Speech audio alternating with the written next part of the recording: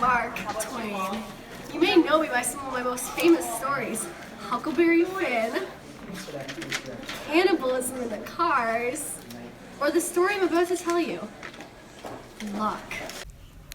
It was at a banquet in London in honor of one of the 2 or 3 conspicuously illustrious English military names of this generation. The clergyman at my left was an old acquaintance of mine, clergyman now, but had spent the first half of his life in the camp and field as an instructor in the military school at Woolwich. Wow, look how incredible Scoresby is. He's such a fool. Let me tell you about the time when... About 40 years ago, I was an instructor in the military academy at Woolwich, and I was present in one of the sections when you, Scoresby, underwent preliminary examination. I said to myself, when he comes in to be examined, he will be flung over.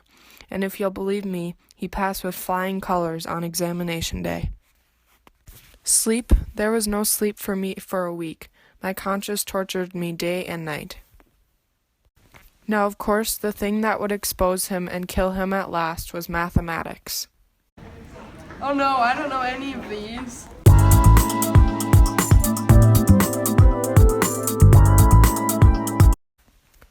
To my consternation, he took the first prize, and with it he got a perfect ovation in the way of compliments.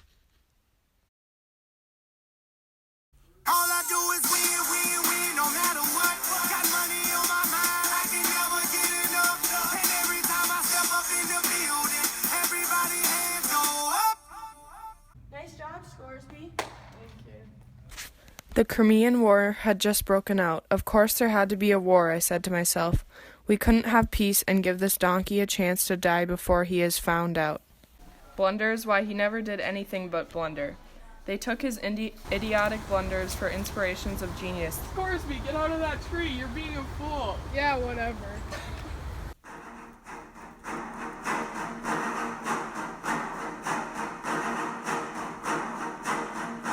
I guess you're just lucky, Scoresby.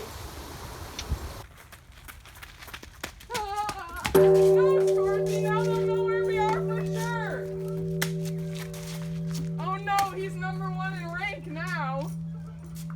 The battle was awfully hot. The Allies were steadily giving way all over the field. Our regiment occupied a position that was vital. A blunder now must be destruction.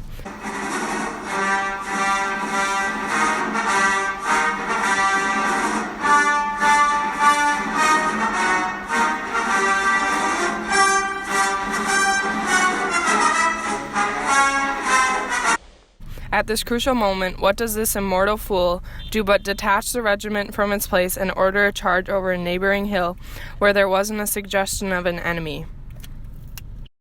And away we did go, and were over the shoulder of the hill before the insane movement could be discovered and stopped. The Russians ran away after we got them. We had defeated the Allies, and it turned into a splendid victory.